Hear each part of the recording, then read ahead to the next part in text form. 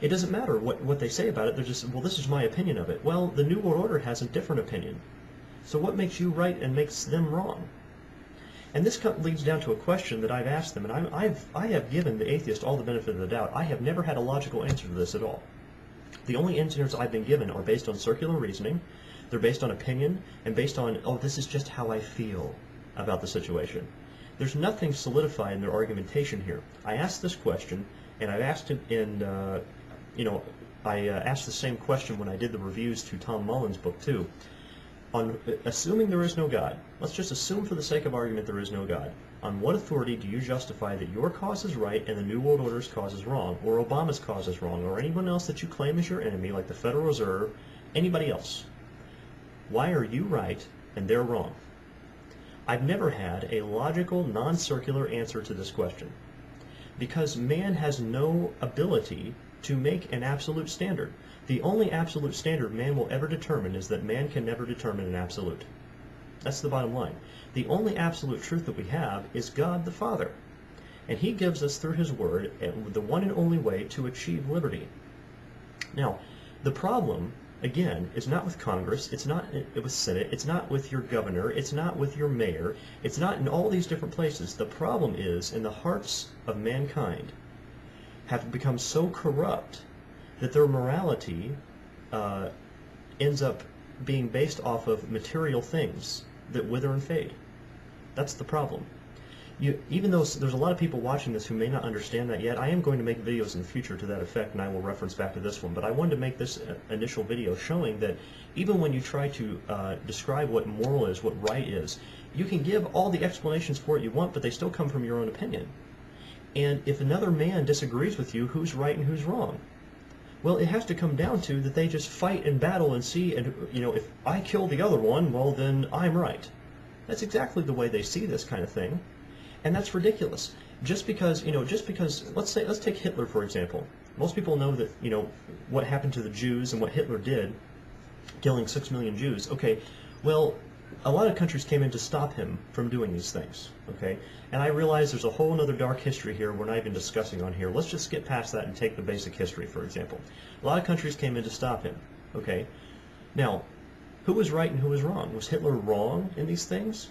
The only reason people will say that the atheists and the humanists will say he's wrong is because he lost. I've read other documentation online from other atheists and humanists who have said they said, well, Hitler wasn't wrong. His ideas have never really been defeated in public debate. See, they want to debate his ideas through logic, which they couldn't do that either, of course. They think they can, but they can't. They just want to try to do it without God into the mix. According to evolution, if the evolutionary philosophy was true, what Hitler did was right. He was trying to exterminate the lesser species, the lesser races. Okay, and I've got some documentation to that. I'm not going to share all that today. I may share it in another video because I know I'm going to have tons of complaints to this, and people can, like I said, you can whine all you want about the things that are said in here. Nonetheless, I'm still going to share the truth.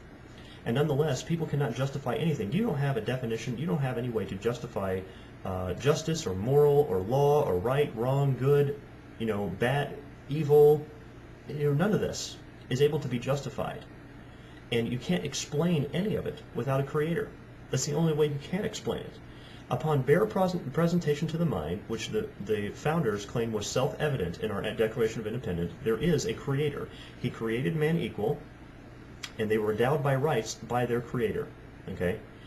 The atheists want to skip that all the time. But unfortunately, you can't. If you want to remove that from the Declaration, you have no justification for anything you're doing anymore. Okay? So I wanted to share this as a basic explanation of what is liberty. Liberty, bottom line, is going to be the Scriptures, the will of God. That's what it really comes down to. We need this as an anchor stone, basically an anchor to the ship. We need it as a steering wheel to the car. We can't go anywhere and do things on our own. See, it's so funny that a lot of atheists, what they're doing is they say, well, I'm moral. Well, in America, you might be moral because we have a lot of Protestant Christian influence in this country. There's a whole lot of things that have been influenced by Christian principles. And they are there because the original founding fathers and the original pilgrims that came here used this book and influenced the entire country on Christian principle. But slowly we've started to fall away from it. And now today there still are some remnants of things in this book that is in our society, but it's very few now, very few and far between. Okay, but at the same time, what the atheists are doing is saying, "See, I have morals. We don't need that stupid religion." Well, the problem is, it was religion that gave you those morals to begin with, and now you are throwing it away and trying to claim it as your own when it is not. It belongs to God, and that's where you get it from, but you just don't want to believe in Him because this book chaps your hide, and that's the problem. So anyway, I just wanted to share some basic logical things on liberty and give you a good idea of what liberty actually is.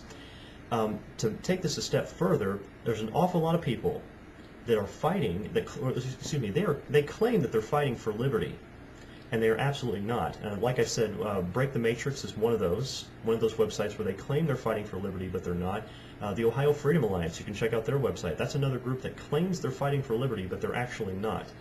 And there's a whole lot of more discussion and argumentation we can bring into this. Really a lot of interesting things I could bring to the table, but I just wanted to make a short video to introduce this because I'm going to be referencing back to this repeatedly, and I just didn't want to have to repeat myself over and over. This makes it a little bit easier. So I just want to thank everybody for tuning in. If you listened to this whole thing, I appreciate it. Even if you don't agree with me, I appreciate you listening in anyway. At least you're keeping an open mind to thinking about the different subjects. So we'll create more stuff on that later, and we'll see you next time. Take care, everybody.